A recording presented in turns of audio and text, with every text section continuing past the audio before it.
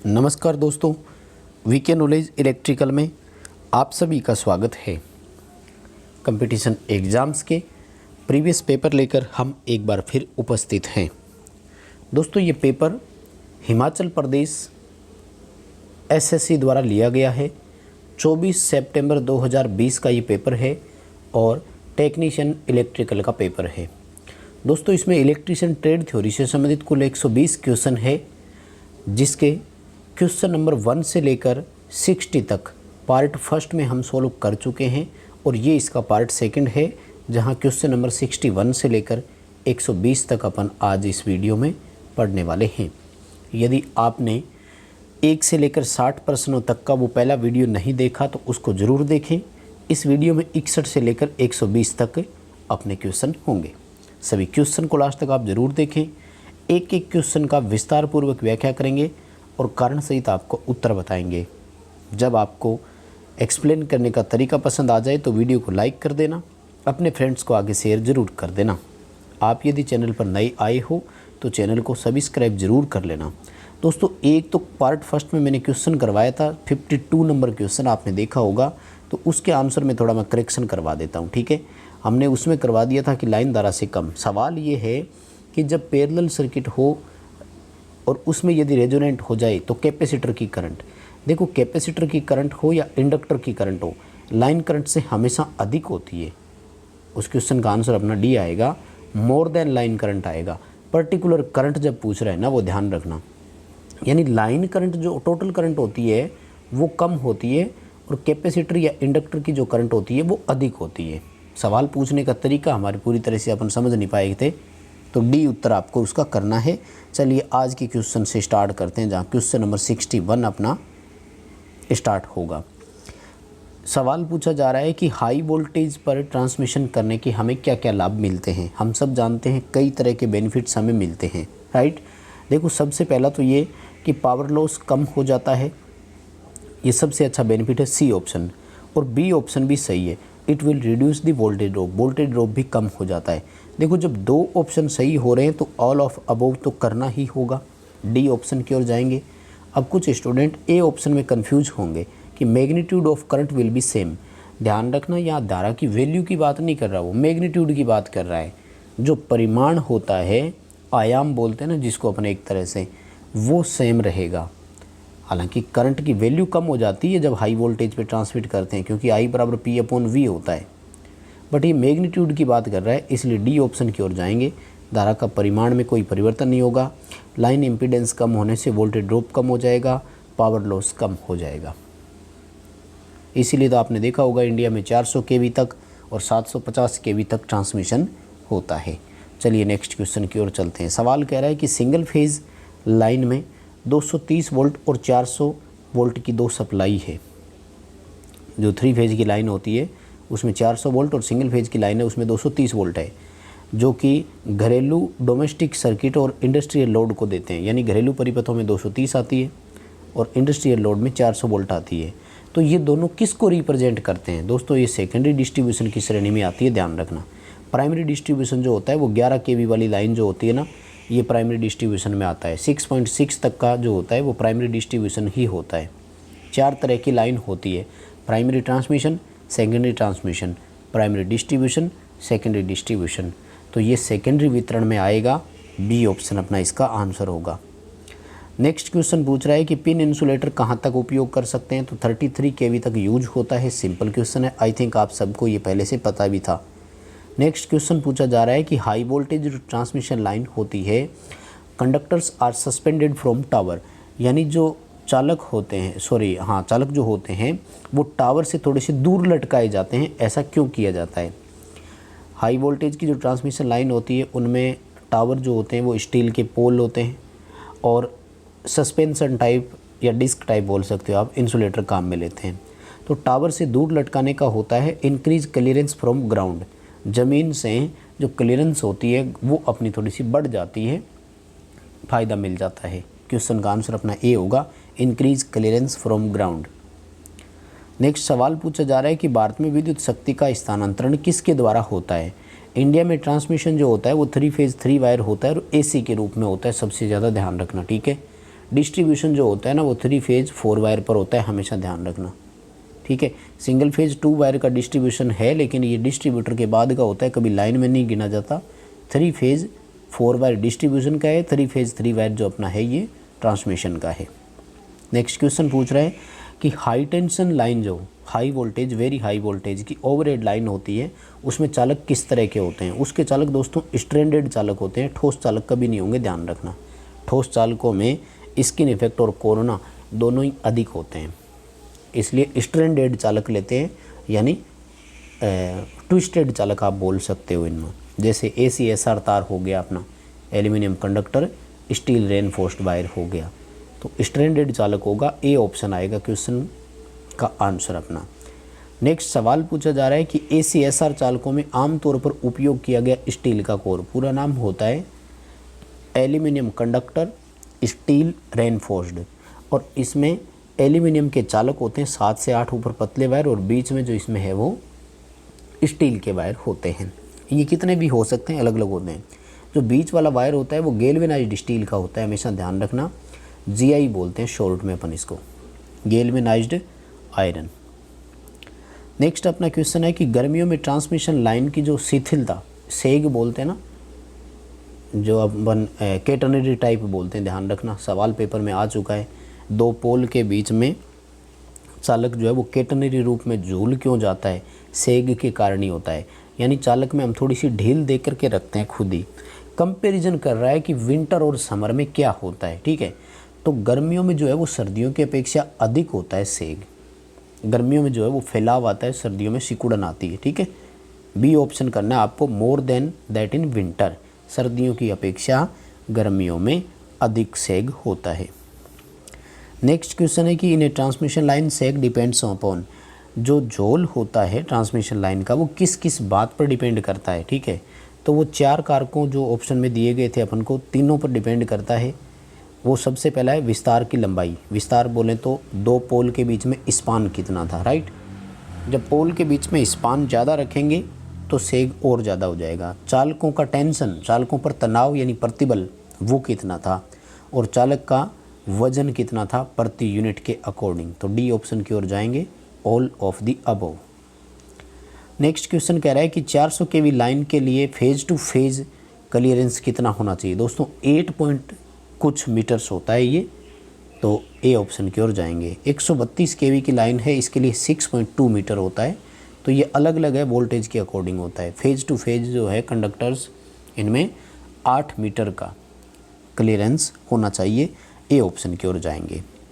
Next question पूछ रहा है कि जो EHT लाइन ट्रांसमिशन की होती है उसमें इंसुलेटर किसके होते हैं, तो इंसुलेटर तो चीनी मिट्टी के होते हैं, पोर्सिलिन के बोलते हैं अपन इसको, आप सबको इसका आंसर पहले से पता है।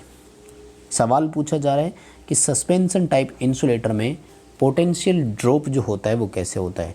दोस्तों याद रखना, सस्पेंशन टाइप इंसुलेटर, इसी में अपन चलते हैं, तो इसका दूसरा नाम लेते हैं स्ट्रिंग बोलते हैं इसको।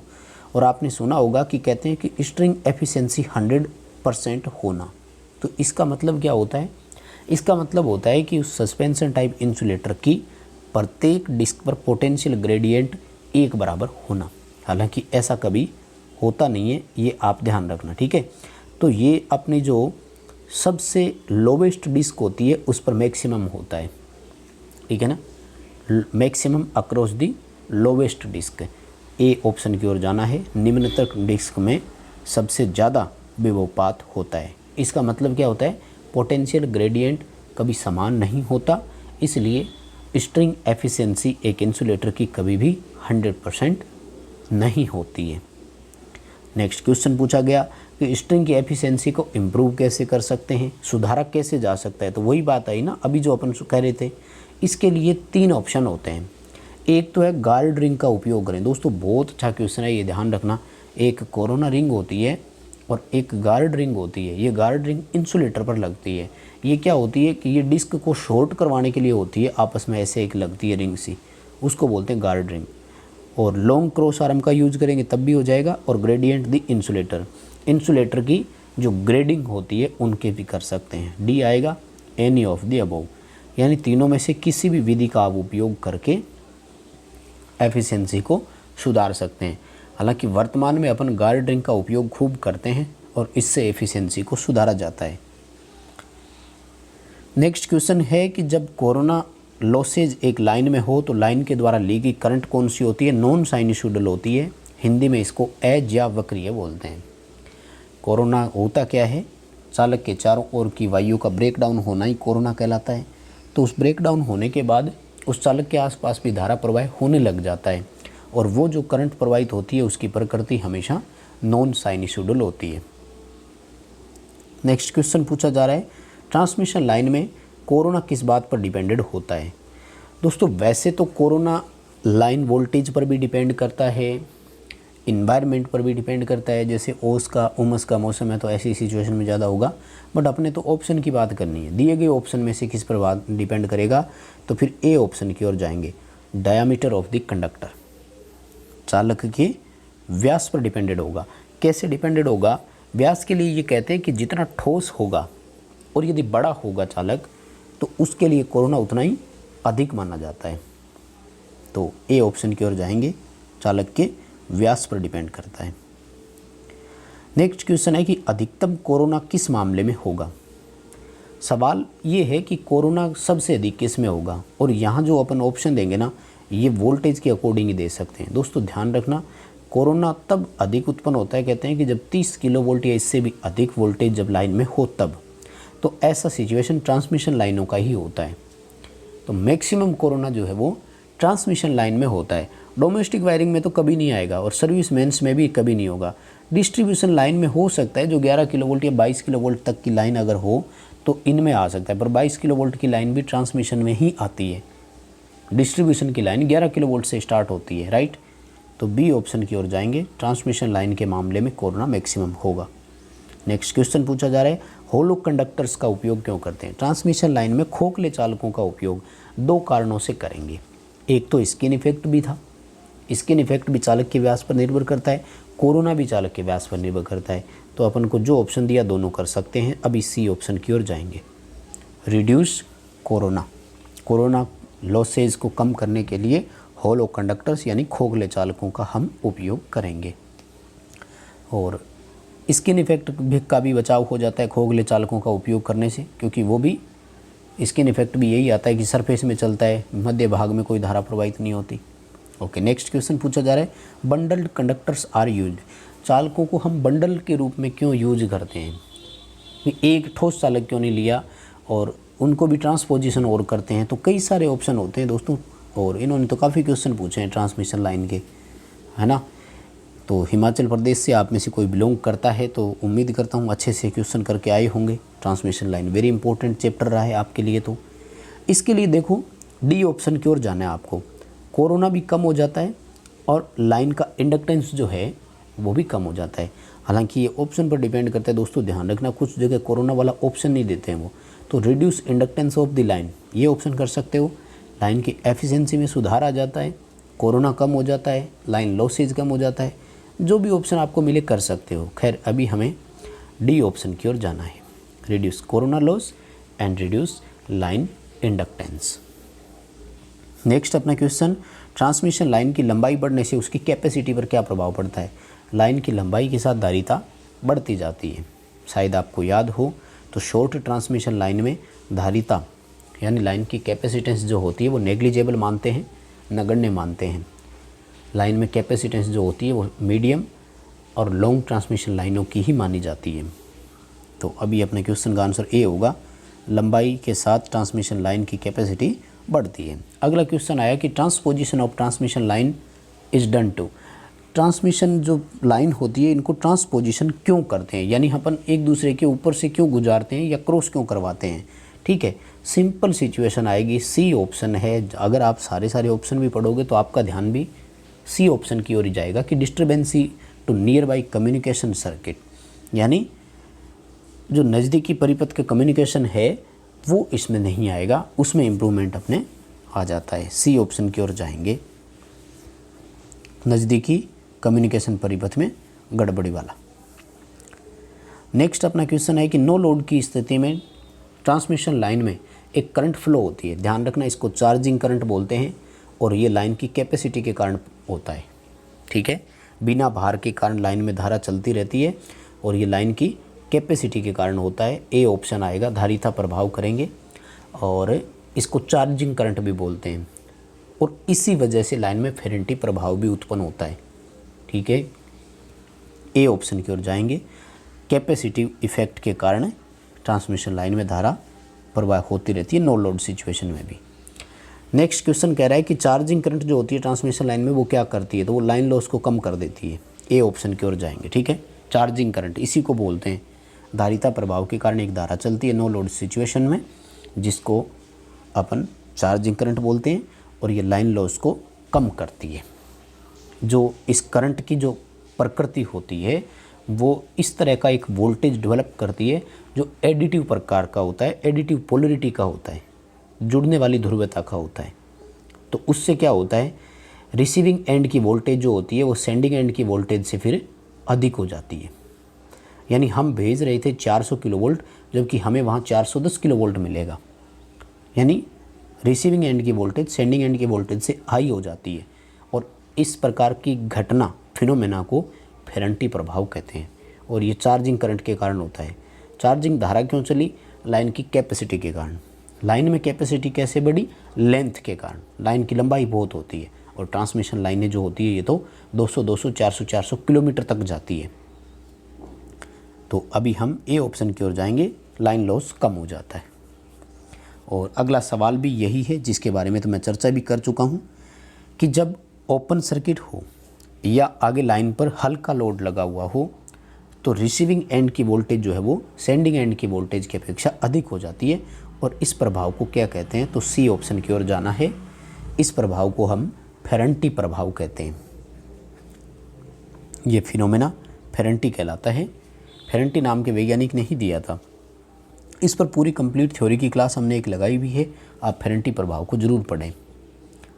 नेक्स्ट क्वेश्चन है कि ट्रांसमिशन लाइन के पैरामीटर्स कौन कौन से हैं जो लाइन लॉस के लिए डिपेंडेड है, तो ऑल ऑफ अबाव आएंगे। ट्रांसमिशन लाइन के पैरामीटर कौन कौन होते हैं, आर, एल, सी और जी। वैसे 4 पैरामीटर होते हैं, ध्यान रखना, रेजिस्टेंस, इंडक्टेंस, कैपेसिटेंस और कंडक्टेंस।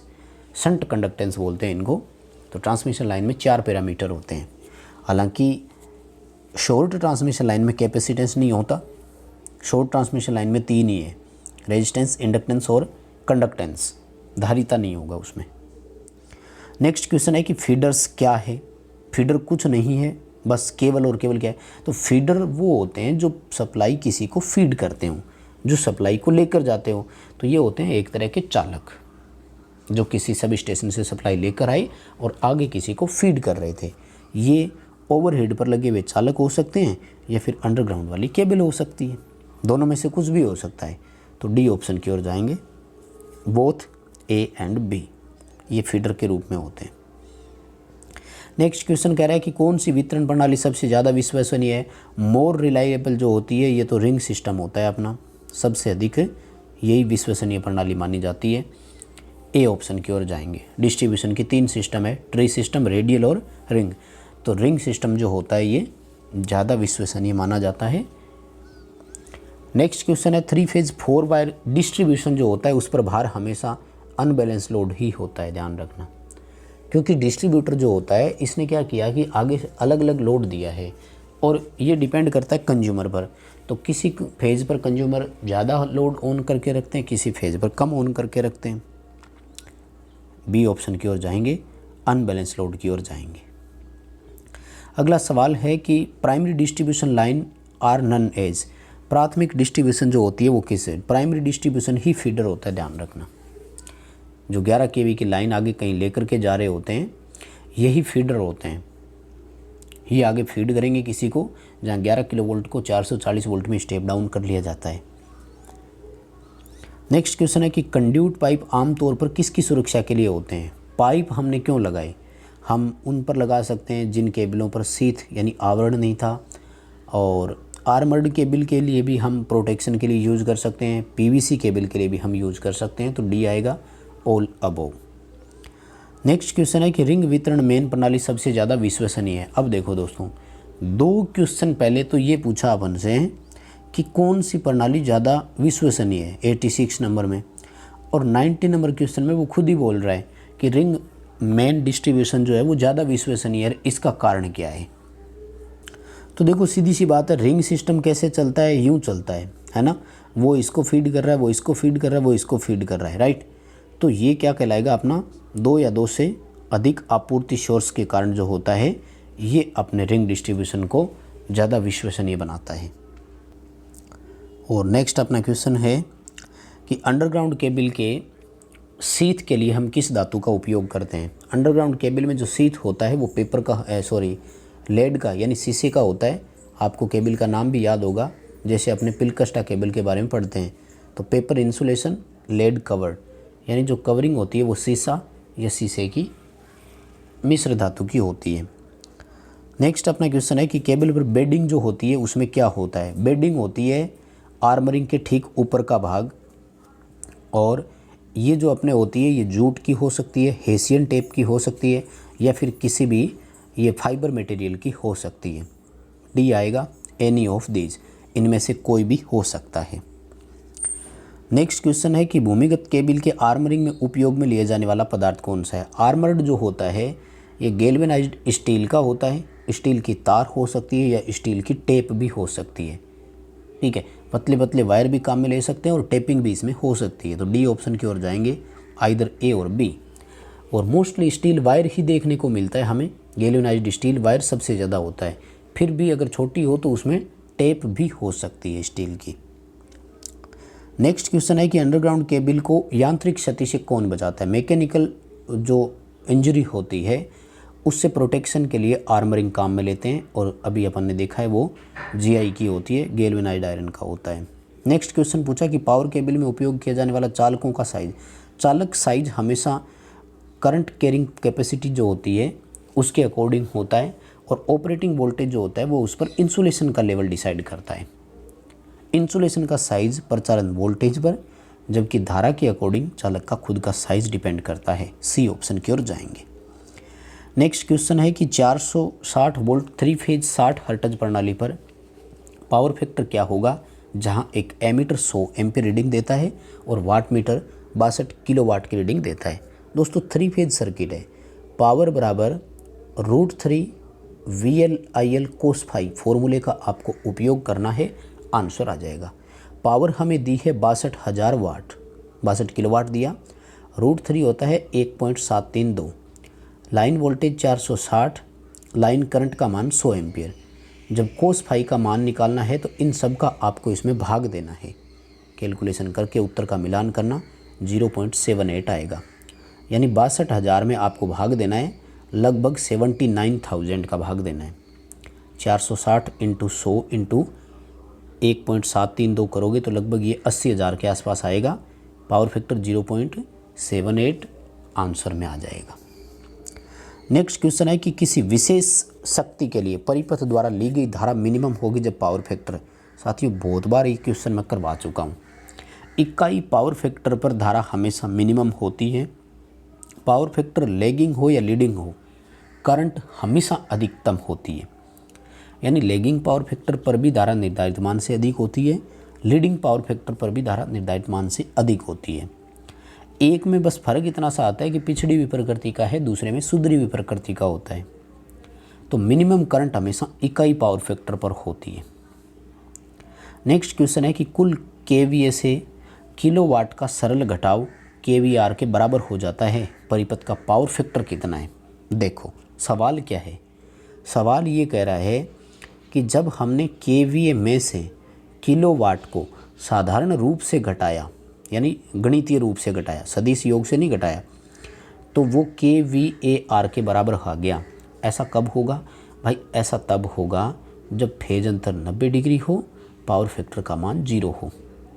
क्यों? क्योंकि KVA और KVAR कब बराबर होंगे, जब किलोवाट का मान 0 हो। किलोवाट 0 तब होता है जब पावर फैक्टर 0 हो, यानी फेज अंतर 90, तो KVAR जो होता है वो VI sin फाई होता है, और साइन 90 का मान होता है 1। तो इसलिए V × I और V × I कर दो, बात एक ही है, क्योंकि साइन फाई का मान तो 1 आया था। आंसर क्या आएगा, डी आएगा 0। जब परिपथ का पावर फैक्टर 0 होगा तो वास्तविक शक्ति 0 हो गई, इसलिए आभासी शक्ति और प्रतिघाती शक्ति बराबर हो गए। नेक्स्ट अपना क्वेश्चन है कि एक अति उत्तेजित सिंक्रोनस मोटर का पावर फैक्टर कैसा होगा। ओवर एक्साइटेड सिंक्रोनस मोटर हमेशा लीडिंग पावर फैक्टर पर चलेगी। सिंक्रोनस मोटर की एक्साइटेशन बदल करके हम उसको लैगिंग, लीडिंग और यूनिटी तीनों पावर फैक्टर पर ऑपरेट कर सकते हैं। नेक्स्ट क्वेश्चन है पावर फैक्टर इम्प्रूवमेंट वाले उपकरण को हमेशा कहाँ पर स्थापित करना चाहिए। तो ये हमेशा जनरेटिंग स्टेशन के पास होते हैं, लेकिन अब कुछ इक्विपमेंट ऐसे हैं जो पर्टिकुलर, जैसे इंडस्ट्री का पावर फैक्टर डाउन हो रहा है तो फिर उनको अपने लोड के पास लगाना होगा जो लोड इसके लिए रिस्पॉन्सिबल है। तो सी ऑप्शन की ओर हम जाएंगे, near the अपार्ट्स responsible for low power factor. जो लो पावर फैक्टर का कारण है उसके पास लगाएंगे, पावर फैक्टर का इम्प्रूवमेंट होगा। नेक्स्ट अपना क्वेश्चन है कि सिंक्रोनस मोटर कैसे परिचालित हो सकती है, सिंक्रोनस मशीन। तो सिंक्रोनस मशीन को हम as a generator, as a motor use कर सकते हैं, कोई प्रॉब्लम नहीं होगी, क्योंकि रोटर की संरचना दोनों की एक जैसी है। रोटर में दोनों को ही डीसी देकर उत्तेजित करना पड़ता है, सी ऑप्शन आएगा। नेक्स्ट क्वेश्चन है कि आधुनिक अल्टरनेटर में रोटेटिंग पार्ट कौन सा है। तो फील्ड सिस्टम घूमता है। बड़े अल्टरनेटर जितने भी होते हैं उनमें रोटर घूमता है, और रोटर को हम 2 स्लिप रिंग के माध्यम से डीसी सप्लाई देते हैं तो वो चुंबकीय क्षेत्र बनाता है, यानी फील्ड सिस्टम रोटेट करता है, जिसको हम रोटर भी बोलते हैं। नेक्स्ट क्वेश्चन है कि सिंक्रोनस मशीन में स्टेटर के जो खांचे होते हैं वो किसके बने होते हैं। तो स्टेटर स्लॉट में वाइंडिंग डालने से पहले हम इंसुलेशन डालते हैं, तो वो इंसुलेटर माइका का क्लॉथ हो सकता है, फाइबर का ग्लास हो सकता है और पॉलिस्टर की सीट हो सकती है। डी ऑप्शन की ओर जाएंगे, एनी ऑफ दीज, इनमें से कुछ भी हो सकता है। नेक्स्ट क्वेश्चन पूछा जा रहा है कि मशीन जो रोटर को डीसी उपलब्ध कराती है उसको एक्साइटर बोलते हैं, अपने उत्तेजक के नाम से जाना जाता है। और अल्टरनेटर में जैसे शंट जनरेटर होता है वो एक्साइटर का काम करता है। रेक्टिफायर एसी टू डीसी करता है, कन्वर्टर भी एसी टू डीसी करता है, और इन्वर्टर जो होता है वो डीसी टू एसी करता है। नेक्स्ट क्वेश्चन है कि स्टीम टरबाइन द्वारा चलने वाले अल्टरनेटर को तो स्टीम जनरेटर के नाम से ही जानते हैं, थर्मल पावर संयंत्र में जिस तरह से इनको उपयोग में लिया जाता है। और अगला क्वेश्चन है कि निम्न गति के हाइड्रो जनरेटर में किस तरह का रोटर होता है। तो वहाँ पर सेलिएंट पोल रोटर होते हैं, और सिलेंड्रिकल जो होते हैं ये हाई स्पीड के लिए होते हैं। नेक्स्ट अपना क्वेश्चन कि एसी मशीन में आर्मेचर वाइंडिंग हमेशा ओपन होती है, ध्यान रखना। एसी मशीन का आर्मेचर बोलें तो स्टेटर होता है आर्मेचर, और स्टेटर में अगर मैं 3 फेज़ की ही बात करूं फॉर एग्जांपल, तो हम 3 वाइंडिंग करते हैं 120 डिग्री के फेज अंतर पर, और इनके 6 सिरे हम बाहर निकालते हैं। उसके बाद हम फाइनली या तो इनको स्टार में या डेल्टा में कनेक्ट करते हैं, तो ये ओपन वाइंडिंग की श्रेणी में आती है। वैसे भी ध्यान रखो एसी में ओपन और डीसी में क्लोज कॉइल वाइंडिंग होती है। नेक्स्ट क्वेश्चन है कि जब इंडक्टिव लोड को बंद किया जाता है तो टर्मिनल वोल्टेज बढ़ेगा, ये ध्यान रखना, क्योंकि इंडक्टिव और रेजिस्टिव तरह के अगर लोड होते हैं तो भार बढ़ने पर टर्मिनल वोल्टेज इनकी घटती है। इसलिए जब भार अपन ने बंद कर दिया, लोड ऑफ कर दिया, तो टर्मिनल वोल्टेज थोड़ा सा बढ़ जाएगा। नेक्स्ट क्वेश्चन है कि रेजिस्टिव या इंडक्टिव लोड यदि अल्टरनेटर में हो तो उसका वोल्टेज रेगुलेशन हमेशा पॉजिटिव आएगा, ध्यान रखना, क्योंकि रेजिस्टिव और इंडक्टिव लोड में क्या होता है कि भार पर वोल्टेज नो लोड से हमेशा कम होती है। नेगेटिव वोल्टेज रेगुलेशन तब आएगा जब लोड कैपेसिटिव प्रकार का हो, क्योंकि भार बढ़ने से वोल्टेज बढ़ेगी, तो नो लोड की अपेक्षा फुल लोड पर वोल्टेज अगर अधिक होगा तो वोल्टेज रेगुलेशन का मान ऋणात्मक आएगा, नेगेटिव आएगा। तो अभी पॉजिटिव करेंगे, यानी रेजिस्टिव और इंडक्टिव हो तो पॉजिटिव आता है, और कैपेसिटिव लोड अगर हो तो नेगेटिव आता है। नेक्स्ट अपना क्वेश्चन है सिंक्रोनस मोटर में डैम्पिंग क्यों लेते हैं। 2 आंसर देने आपको, एलिमिनेट हंटिंग और प्रोवाइड स्टार्टिंग टॉर्क। यहाँ तो दूसरा वाला ऑप्शन दिया ही नहीं अपने को, पर कोई बात नहीं, एक सी ऑप्शन ही कर देंगे, एक ही ठीक है, हंटिंग दूर करना। नेक्स्ट क्वेश्चन है इंडक्शन मोटर में 5वें हार्मोन की उपस्थिति से क्या होता है। देखो, विषम हार्मोन्स के कारण क्राउलिंग उत्पन्न होती है, लेकिन क्राउलिंग जो देता है वो 7वां हार्मोन देता है। तो 5वां हार्मोन क्या करता है, एक हल्का सा रिवर्स ब्रेकिंग टॉर्क लगाता है, यानी ये मोटर में रिवर्स में टॉर्क तो देता है लेकिन बहुत कम देता है, तो इसकी वजह से स्पीड इतनी कम होती नहीं है। और क्राउलिंग का जो मेन कारण होता है वो 7वां हार्मोन्स होता है, ये ध्यान रखना। और थर्ड हार्मोन्स तो नेग्लिवेट होता है, वैसे भी एक चक्कर के बाद अपने आप ही समाप्त हो जाता है। ए ऑप्शन की ओर जाएंगे, स्मॉल रिवर्स ब्रेकिंग टॉर्क देगा 5वां हार्मोन। यदि 7वां होता तो वो क्राउलिंग दे देता। और नेक्स्ट क्वेश्चन यही पूछा गया अपन से कि क्राउलिंग होती क्यों है। तो क्राउलिंग मोटर में डेवलप हार्मोनिक्स के कारण ही होती है। ये जो हार्मोन्स उत्पन्न होते हैं, 5वां 7वां और तीसरा, और ज़्यादा मैं डिटेल से बात करूँ तो विषम हार्मोन्स के कारण होती है, ये भी ध्यान रखना। नेक्स्ट अपना क्वेश्चन है कि मोटर की सिंक्रोनस गति को कैसे बढ़ा सकते हैं। देखो, सिंक्रोनस गति 2 कारकों पर निर्भर करती है, फ्रीक्वेंसी और पोल पर। फ्रीक्वेंसी के वो डायरेक्टली प्रोपोर्शनल होती है और पोल के वो इन्वर्सली प्रोपोर्शनल होती है। तो फिर डायरेक्टली प्रोपोर्शनल वाले को ही कर सकते हैं, इंक्रीज फ्रीक्वेंसी, यानी सप्लाई की फ्रीक्वेंसी बढ़ाकर ही हम मान को बढ़ा सकते थे। पोल की संख्या बढ़ाएंगे तो गति घट जाती है उल्टा। तो डी ऑप्शन की ओर जाएंगे, सप्लाई फ्रीक्वेंसी बढ़ा करके बढ़ा सकते हैं। नेक्स्ट क्वेश्चन पूछा गया कि 5000 आरपीएम के मोटर की स्पीड को आपको ज़रूरत है, तो ऐसी मोटर तो यूनिवर्सल मोटर ही है। कोई भी, वैसे ध्यान रखना, सभी इंडक्शन मोटरों की गति मानी जाती है अधिकतम गति। यदि क्वेश्चन आ जाए किसी भी इंडक्शन मोटर में मैक्सिमम गति कितनी होती है, तो वो 3000 आरपीएम मानते हैं। इसका कारण क्या है, क्योंकि हम मिनिमम पोल की संख्या 2 मानते हैं और 50 हर्ट्ज हम फ्रीक्वेंसी मानते हैं, इसलिए 3000 आरपीएम हम मानकर चलते हैं। लेकिन यूनिवर्सल मोटर के मामले में ये बात सही नहीं होती है। यूनिवर्सल मोटर की आरपीएम 12000 15000 तक भी जा सकती है। तो बी ऑप्शन की ओर जाएंगे, यूनिवर्सल मोटर 5000 आरपीएम से भी अधिक पर चल सकती है। अगला क्वेश्चन पूछा गया, क्योंकि यूनिवर्सल मोटर ही तो वो मोटर थी जो एसी डीसी दोनों पर चल सकती है। तो जब हम इसी मोटर को एसी सीरीज मोटर के रूप में काम में ले रहे हैं, तो उस समय हम इसमें एक कंपनसेटिंग वाइंडिंग डालते हैं। अब देखो, कंपनसेट का मतलब होता है क्षतिपूर्ति करना, तो ये कई तरह के काम करती है। तो ब्रुशोज पर स्पार्किंग कम करना, ये भी अपन इसमें कह सकते हैं, स्पार्किंग कम हो जाती है इससे। ए ऑप्शन की ओर जाएंगे, रिड्यूस स्पार्किंग एट ब्रुशेज। अगला क्वेश्चन अपन से कह रहे हैं कि सिंगल फेज मोटर धीरे चलती है, कारण क्या हो सकता है। सप्लाई वोल्टेज कम होगी तो भी धीरे चलेगी, ओवरलोड होगी तब भी धीरे चलेगी, यदि फ्रीक्वेंसी कम है तब भी चलेगी। तो एनी ऑफ दीज ही होगा, इन तीनों में से कोई भी कारण हो सकता है, low voltage, overload, low frequency. अगला क्वेश्चन अपना है, रिपल्सन मोटर में क्या क्या होता है। रिपल्सन मोटर में कम्यूटेटर और ब्रूस होते हैं। सी ऑप्शन की ओर जाएंगे, कम्यूटेटर और ब्रूस के साथ रिपल्सन मोटर की संरचना देखने को मिलती है। Next question, permanent stepper motor का रोटर कैसा होता है। नाम से ही पता लग रहा है, वो खुद ही बोल रहे हैं, तो परमानेंट मैग्नेट का ही होगा ना, इलेक्ट्रोमैग्नेट हो नहीं सकता, मैग्नेटिक सर्किट हो नहीं सकता। सी ऑप्शन की ओर जाएंगे, permanent magnet having even number of poles, C उत्तर होगा। स्टेपर मोटर का इनपुट कैसा होता है। स्टेपर मोटर जो होती है ये रुक रुक कर गति करती है, स्टेप्स में गति करती है, और इसका कारण होता है कि इसको पल्स इस तरह की मिलती है। पल्स बोलें तो इसके सर्किट को सप्लाई भी इसी तरह रुक रुक कर मिलती है, तो चुंबक जैसे जैसे उत्तेजित होता है वैसे वैसे ही चलती है। इलेक्ट्रिकल पल्स पर इसका ऑपरेशन डिपेंड करता है। और अगला क्वेश्चन पूछा जा रहा है कि 2 फेज वाली इंडक्शन मोटर में ड्रैग कप रोटर का उद्देश्य क्या होता है। ए ऑप्शन की ओर जाएंगे, लो इनर्शिया, निम्न जड़त्व, यानी मोटर रुकी हुई अवस्था में है तो अचानक इस पर जब बल लग रहा है रोटर पर, तो वो अपने जड़त्व को कम से कम रखें ताकि जल्दी स्टार्ट हो जाए। यदि जड़त्व हाई होगा तो मोटर का स्टार्टिंग करंट अधिक होगा और रोटर जल जाएगा। तो लो इनर्शिया जो होता है, ये ड्रैग कप देते हैं अपन रोटर में, ड्रैग कप बोलते हैं इसको, दोनों एंड पर अपन इसको लगाते हैं। ए ऑप्शन की ओर जाएंगे। बस दोस्तों, ये थे 120 क्वेश्चन कंप्लीट हो गए। उम्मीद करता हूँ अच्छे से आप सबको समझ में आया होगा। यदि क्वेश्चन क्लियर हुए हैं तो वीडियो को लाइक ज़रूर करना, कमेंट करके हमें ज़रूर बताना क्वेश्चन आपको कैसे लगे।